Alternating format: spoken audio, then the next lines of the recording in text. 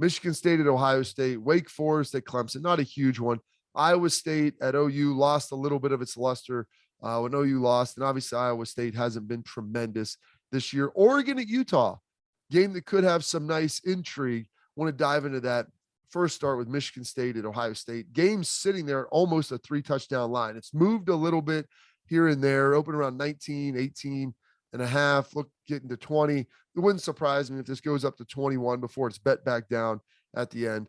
Michigan State, bad matchup with Ohio State. Here's what Michigan State's good at. Offensively, pretty decent. They've got some nice receivers in Reed and Naylor. Naylor, we'll see if he plays. He's got the bad hand. He hurt against Michigan, I believe, in the second half. Didn't play against Purdue. It was casted up. We'll see if he comes out and plays. I wouldn't anticipate it. Maybe he does. Puts in a heroic performance. Who knows? Peyton Thorne, their quarterback, good. He's efficient. Not the strongest arm in the world, but he's highly accurate. Kenneth Walker III, everyone knows about him. Great vision, great agility, trouble in space, good top-end speed, really talented running back. Michigan State offensive line, pretty good, decent. Michigan State's defense, their secondary is the worst in college football. Now, playing Purdue obviously is going to hurt that as they put up 400 yards passing on everybody, and they put up a ton of yards against Ohio State. Most of them garbage yards, but whatever. They're real yards. They did happen. Passes were completed. But Ohio State has the best wide receiving core in college football, and that's not up for debate anymore. I think with talking to scouts, anybody can see Jackson Smith and Jigba, Chris Olave, and Garrett Wilson are phenomenal. They've got elite guys behind them, but those three dudes who are sitting there, in a game where they have 9, 9, and 10 catches, and they account for like 5 or 6 touchdowns. It's ridiculous what they're able to do, but they're all really talented players. Michigan State, not good on the back end. Unless they're able to pressure CJ Stroud, bring a ton of heat, disrupt him beyond all belief, I think this could be a game. And maybe they confuse him, and maybe they stop him for a series or two. But it could be a situation where if they can't get pressure on Stroud, and Ohio State can run the ball with any level of effectiveness, it's going to limit the coverages that Michigan State can play, put those guys on an island, and it could be a situation where Ohio State's scoring 42 points. If that's the case, I think the Ohio State might cover that number. I don't necessarily love that game to bet. I don't feel great about it either way because I think Michigan State can score, and Ohio State's given up some big plays in the passing game. But I feel like Ohio State in this game is going to probably score 5, 6 touchdowns just due to the fact that Michigan State, where they are bad, that is where Ohio State is particularly good. And if you can't get pressure, you can't protect your secondary. Wake Forest, Clemson. Sam Hartman of Wake Forest, they're slinging this ball all over the place. They're fresh off their victory against NC State, I believe 45-42. Looked pretty good. This is a little situation of good on good.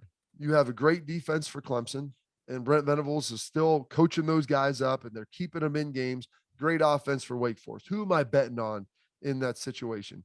Wake just beat NC State. NC State has a pretty good defense, and they were able to score 45 on them. A lot of people thought that would be the game that Wake would get upset. It happened a week before against North Carolina.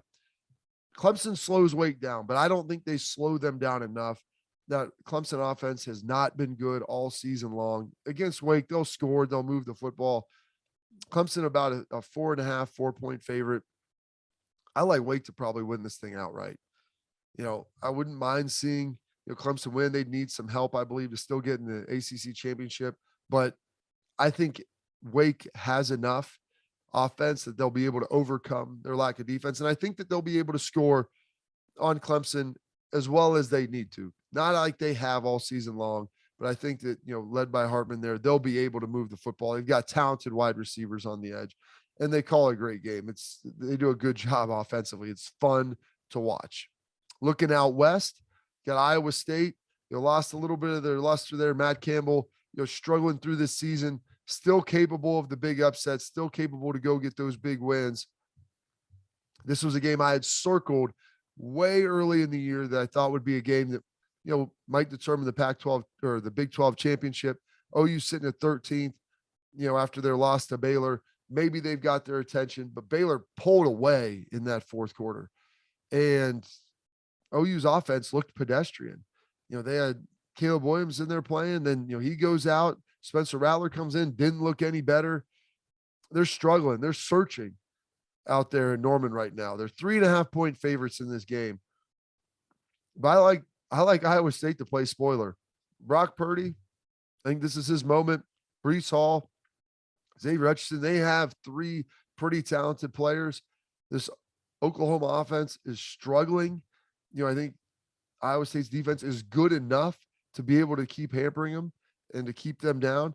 I don't think it's, this blowout, but I think Iowa State squeaks this thing out. It's going to be a close one. The fact that it's not in Ames and it's in Norman, that I think that does bode well, obviously, for OU. But, this is a one that slight edge, I think, ever so slight to Iowa State. Because when you're OU and you've found ways to win, you continue to find ways to win. I was part of a team, the 2002 National Championship at Ohio State. We weren't the greatest team in college football that year, but when you believe you're always going to win and you always win those close games, you seem to pull them out. I think if we would have lost one of them, we may have lost three of them. And so OU, they've got a little chink in the armor now. They've got their first loss. How do they respond? How does Lincoln Riley handle all this? Well, that'll be determined.